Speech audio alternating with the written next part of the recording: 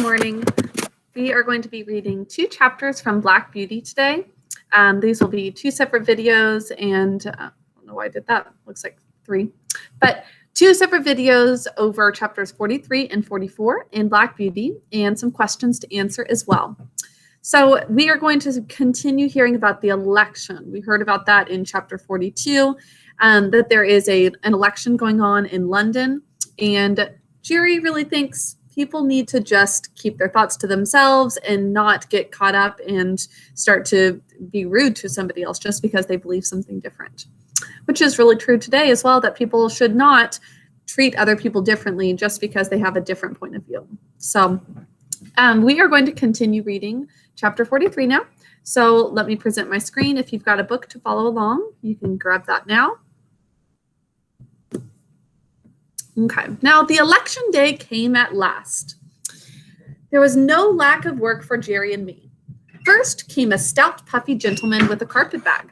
He wanted to go to the Bishopgate station.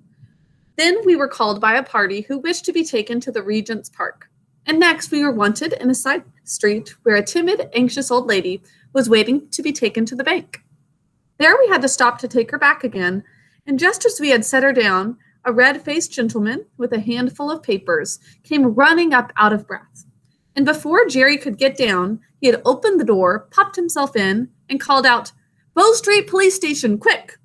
So off we went with him. And when, after another turn or two, we came back, there was no other cab on the stand. Jerry put on my nosebag, for as he said, "We must eat when we can on such days as these, so munch away, Jack, and make the best of your time." Old boy. So it is a busy day, and Jerry's just thinking that's the way it's going to be. We've got to accept it. I found I had a good feed of crushed oats wetted up with a little bran. This would be a treat any day, but very refreshing then. Jerry was so thoughtful and kind. What horse would not do his best for such a master? Which is very true.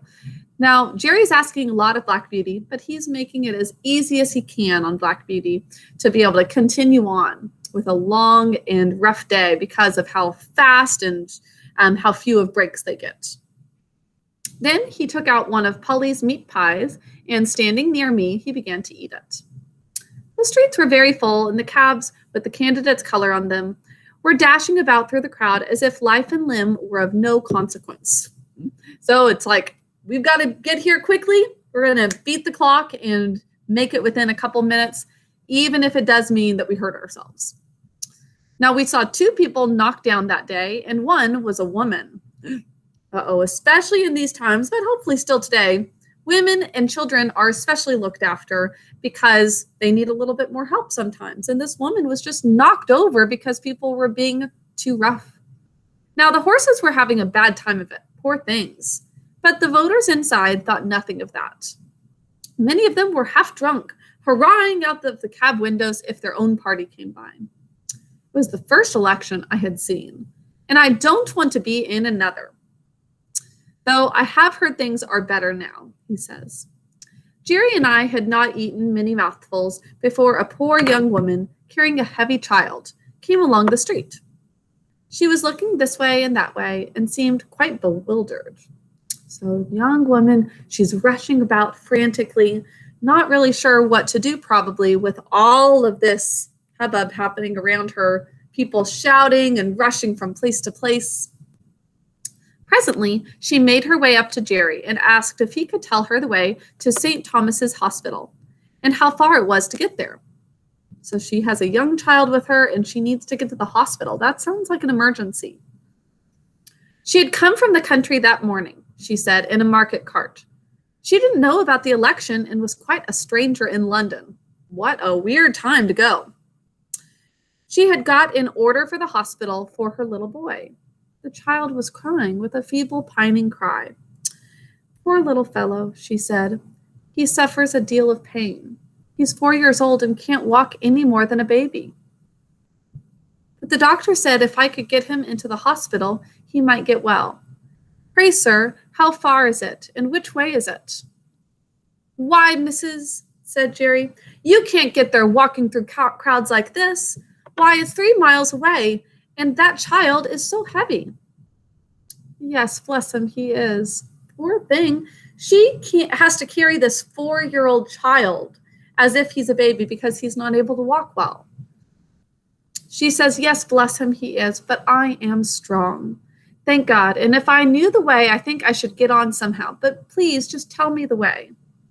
What do you think Jerry's going to do? Offer her a ride, of course. He's such a gentleman. You can't do it, said Jerry. You might be knocked down and the child be run over. Now look here, just get into this cab and I'll drive you safe to the hospital. Don't you see the rain that's coming on? No, sir, no, I can't do that. Thank you. I have only just enough money to get back with. Please just tell me the way. Look you here, missus, said Jerry. I've got a wife and dear children at home, and I know a father's feelings. Now get you into that cab, and I'll take you there for nothing. What a gentleman. He's going to do this for free, just because he knows that she needs some help. I'd be ashamed of myself to let a woman and a sick child run a risk like that. Now, this is a good example of the golden rule that we saw a few chapters back, of doing for others as you would want people to do for you. Can you imagine being in her situation? She doesn't have money. She's carrying this heavy child, and it's about to pour rain on her in this big, crowded new city to her. You would want some help too, and so Jerry's doing the right thing. Heaven bless you, said the woman, and she burst into tears. There, cheer up, my dear. I'll soon take you there. Come, let me put you inside. As Jerry went to open the door, 2 men with colors in their hats and buttonholes ran up calling out, Cab! Engaged, cried Jerry, meaning it's already full. You can't come in here.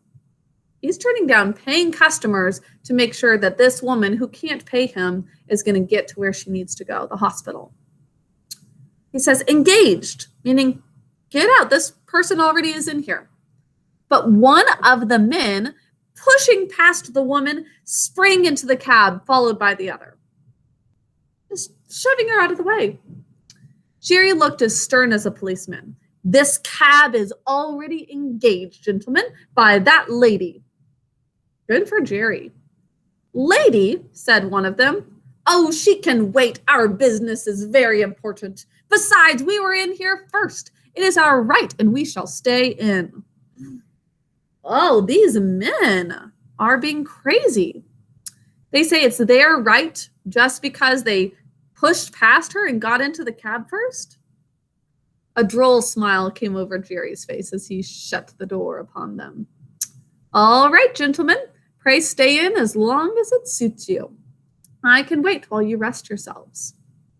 They're saying, you must be in a big hurry. Well, you can just sit right here, and I'm just going to wait until you leave. And turning his back upon them, he walked up to the young woman who was standing near me. They'll soon be gone, he said, laughing. Don't trouble yourself, my dear.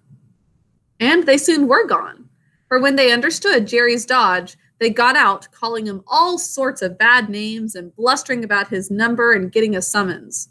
They're going to turn him in just because they stole her ride? After this little stoppage, we were soon on our way to the hospital, going as much as possible through by streets. Jerry rung the great bell and helped the young woman out. Thank you 1,000 times, she said. I could never have got here alone. Well, you're kindly welcome, and I hope the dear child will soon be better. He watched her go in at the door, and gently he said to himself, Inasmuch as ye have done it to one of the least of these, which is a verse from the Bible saying you need to, for all of the people around you, treat them well, even the people that seem like they're not important. That shows treatment. To treat someone who's in a low position like that really well speaks to how you're going to treat other people well. And that's actually more important, that somebody who is kind of lowly in society, she wasn't even able to pay, he treated her well. And it shows a gentle heart and that he is very caring. Now, then he patted my neck, which was always his way when anything pleased him. The rain was now coming down fast, and just as we were leaving the hospital, the door opened again, and a porter called out, Cab! We stopped, and a lady came down the steps. Jerry seemed to know her at once. She put back her veil and said, Barker, Jeremiah Barker, is that you? I'm very glad to find you here. You are just the friend I want, for it is very difficult to get a cab in this part of London today. I shall be proud to serve you, ma'am, he says to this woman who he knows somehow. We're not sure exactly. I am right glad that I happen to be here. Where may I take you, ma'am? She said, to the Paddington Station. And then, if we are good in time, as I think we shall be, you shall tell me all about Mary and the children. Now, Mary is Polly's real name. That part's confusing, but she's calling her by Mary. Polly must be just a nickname. Well, we got to the station in good time, and being under shelter, the lady stood a good while talking to Jerry. I found she had been Polly's mistress, and after many inquiries or questions about her, she said, How do you find that the cab work suits you in winter? I know Mary was rather anxious about you last year. Well, yes, ma'am, she was, Jerry says.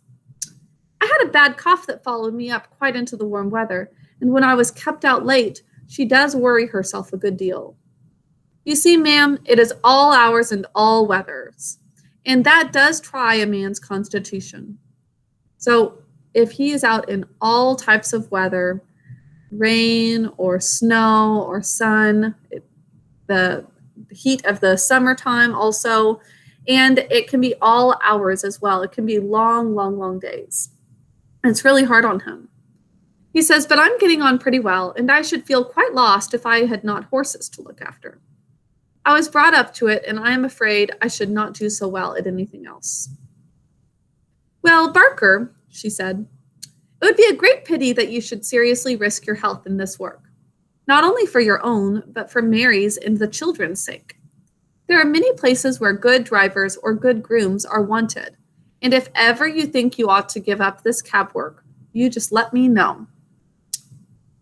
So she might have a job for him if he decides he shouldn't do cab work anymore.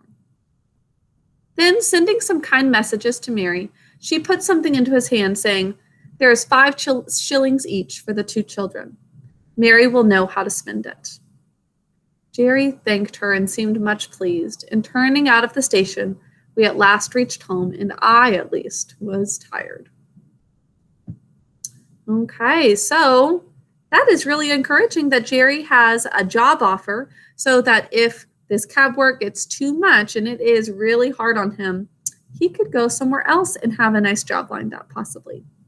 Okay, that is the end of chapter 43. You'll also have chapter 44 to read today, so you can watch that as soon as you're done with this. Bye.